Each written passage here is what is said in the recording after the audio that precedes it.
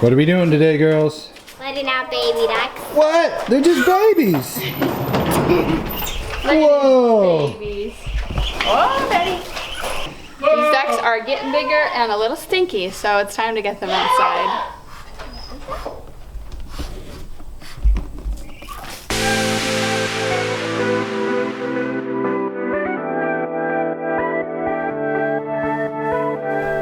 I have to take care of my ducks if I want a donkey. What makes it a little hard to take care of your ducks? Betty's nickname. What's her nickname? Betty the Biter. Betty the Biter. Who calls her that? Me? It's really good. So is that why it's a little hard to take care of the ducklings? Because you're a little afraid of Betty. Yeah. Daddy. Have a little compassion, Daddy. She's just a little girl. I told my daughter she wants to get a donkey. And I let her know. Somebody's shooting over here.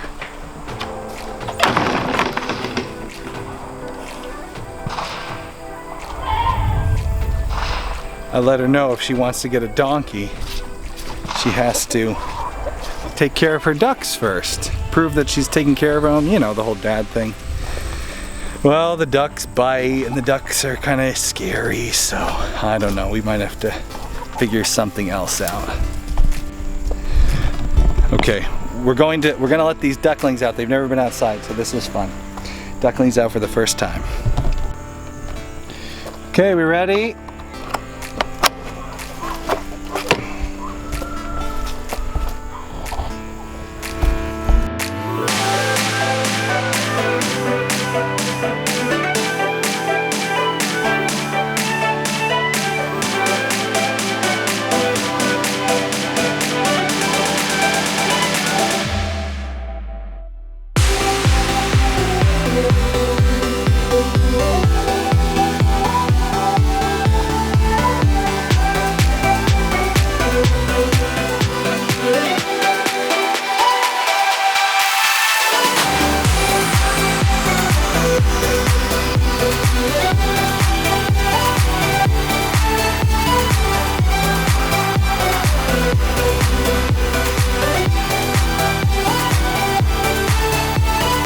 As soon as we opened up the door to the outside, a whole bunch of flies flew in, and these little baby Muscovies went crazy, grabbing at him, trying to eat all the flies. I think it was Austin who said he's never seen a Muscovy eat a fly.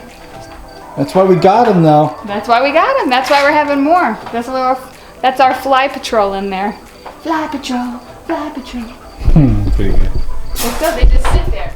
They're so slow. I got the slow-mo camera going, too. Betty keeps trying to get them out there. She's like, come on. Just pushes past them. Steps on them. Watch out for Mom. Okay, well, ducks don't seem like they really want to be outside. There is an animal on this homestead that wants to be outside, though, that we would like to get outside a little more. Why, hello. We have not properly introduced you to this goat. This goat, for a long time was known as the little girl goat. Watcher of the show, Brooke, emailed us a couple weeks ago, and needed help naming her goat. So speaking of goats, one of our viewers, Brooke, emailed and asked if we would help name her goat, and we agreed to help. Not that we're great at naming goats. This is what I was gonna say, Brooke. One of the things, like, we still haven't named that goat. Like, we don't name our own goats. So, audience, we need some help. Help Brooke think of goat ideas. Brooke's goat looked like a deer to Brooke. She said it reminded her of a deer. So a lot of people mentioned the name Bambi, and Brooke went with that. So you named Brooke's goat Bambi. Congratulations. But then, and yeah, if you got extra good names, maybe we'll steal one for ourselves. Brooke, we're gonna get first pick on these names. I believe it was our super fan T-Roo. T-Roo. We've been saying it wrong. I believe it was T-Roo who came up with an awesome name for this little one, which has totally stuck. As you know, we think goats are like gremlins. They are mischievous, they multiply. If you don't know the whole story behind goats being gremlins, you can go check out that podcast. which talks about why these little animals are very much like gremlins. It's a good podcast. It's pretty funny. Tiru said, you should name that goat Gizmo. And congratulations, Tiru. It's officially stuck. That goat is Gizmo. So now we have Lacey and Gizmo. Anyways, after we brought the goats onto this farm, there was a question that's been asked for weeks and weeks and weeks and months now. Really, anyone who's been a fan of Homesteady for longer than 10 minutes has been wondering this question. And we're gonna talk about that in today's video. Now, okay, so the question that everybody is wondering, why are you so short? You gonna ask the question? Come on, ask it, be those people. Why did Austin get goats when he complains about them all the time? Come on, plane. Really? I think this is a no-fly zone. Because we have Muscovy ducks. Bah, they fly actually. No, they're eating the flies. Oh, I gotcha. I thought you meant Come on, Muscovy be ducks topical, don't baby. fly.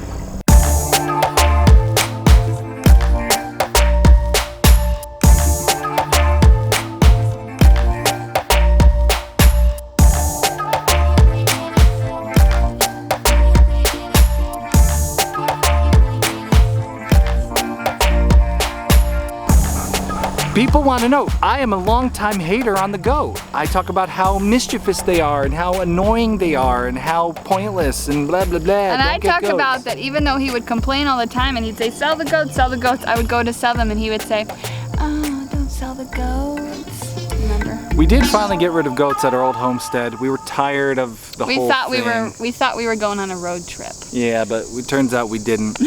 And as we moved to this property, we knew this is a much bigger property. There's a whole lot more maintenance and pastures and things.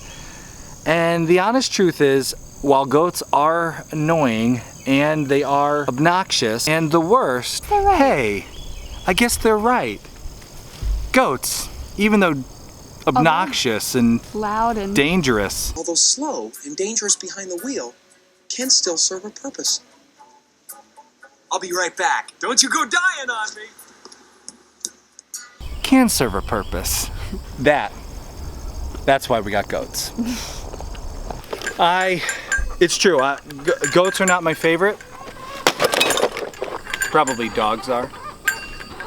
Full-grown dogs, not puppies. But while goats are not my favorite, you know what's even more not my favorite? Weed whacking. I hate weed whacking more than goats.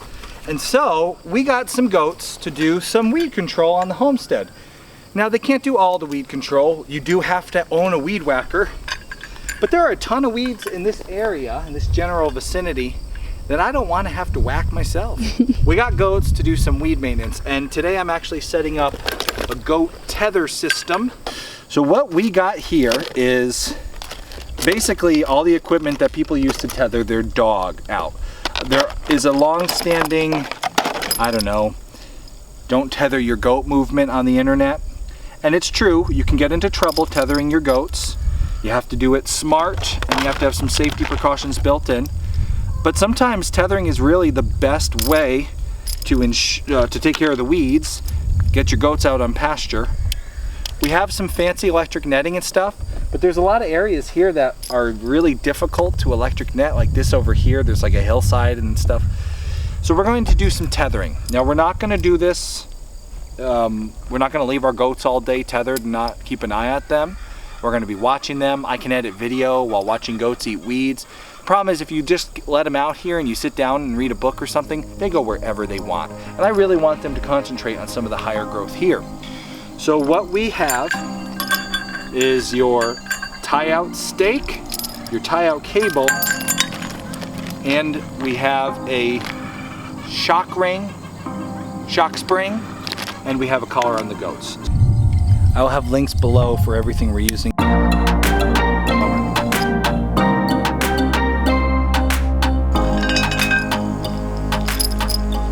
There's a lot of safeties built into this equipment. These are designed to put dogs out, so obviously people don't want their dogs to be strangled, at least not most people. So these cables and stakes and everything are really made for this purpose, and they're very hard to tangle. I say that as I'm untangling a cable. Oh, this doesn't get tangled. So tangled. This is a very heavy duty cable that is also wrapped in plastic, so that helps it not like form knots and tie up on itself. You'll notice this piece here swivels. That's important. It keeps it from getting taut and choking an animal. This piece here swivels. That's also important. This is going to get pounded all the way down. I'm just checking because you don't want your rope or your cable to be long enough where the goat could jump over something like that fence and hang itself. So imagine I am the goat. There's just enough here where I could jump up and over and then strangle myself. So I need to move that a little bit further out. Of course, she'll be over here the whole time. Where? Over here. I'm sure, but she'll get, I mean, I want that done too.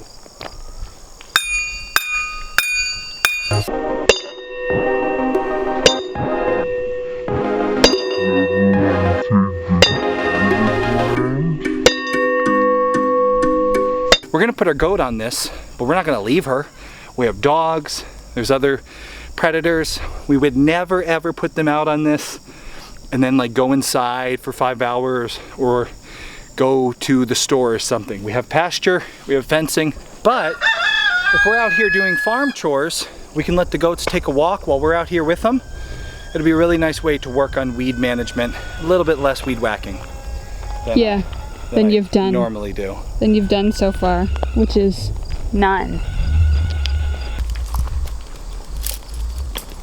You guys get out of here. I almost forgot my spring stop. This is especially important if you're training a goat to this. If she runs quickly, that'll have some give to it instead of stopping her and breaking her neck on a hard turn. That'll have some give to it.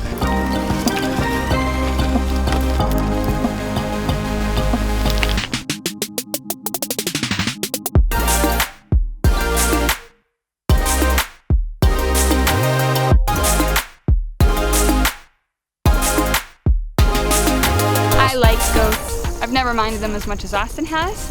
And we're going to use them again for dairy, which is something we did with our smaller goat, but we never got enough milk off of her, so it always was kind of just a pain to do.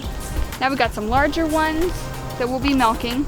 If Ladybug's dry, or if we just want to supplement with some goat's milk, we'll be able to do that. Plus, we'll be able to teach the kids to milk. They'll be able to handle the goats themselves once we get them all trained. And that's not something we could do with the kids and Ladybug yet. To be honest, livestock are not great lawn maintenance things. You're gonna need a lawnmower and a weed whacker. You can't have them like do your lawn. They're not gonna do a nice job. But for stuff like this where there's just a ton of weeds, they can make some progress for you, and then you can come in with the trimmer and in much quicker time just go zzz and take care of it. Right now they're like on a work strike. Where's Pop? It's like a hunger strike. Pep, pep, pep. It's both. Poppy, poppy, poppy. I know some of you in the comments are not gonna love this idea of tethering your goats, and that's because things can go wrong.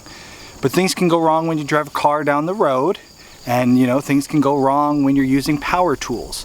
So like all things, you need to have the right equipment, know how to do it safely, and you know, make sure you're monitoring it to make sure things go, you know, safely. So for this, always make sure the animals have access to water and shade. Don't leave them out in the sun.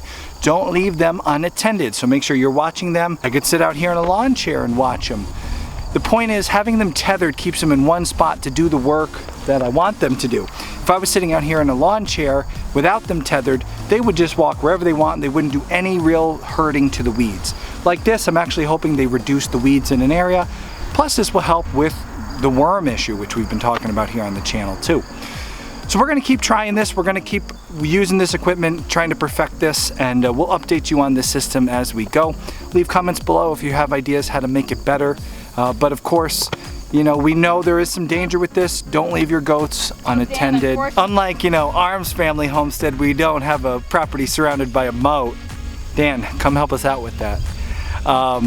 You know, we're using the tool we have. We have electric fencing. That's a good tool for some areas, but other areas it's harder to electric fence. Make sure when you're doing this, the goat can't hang itself, can't get wrapped around anything, can't get tangled with another animal. Make sure they have water and shade, and that you keep an eye on them, because if a predator were to jump out of the woods and attack them, that goat would die because it's tethered, it couldn't escape. So make sure if you do this, make sure you do it safely, just like when you use power tools or drive a car.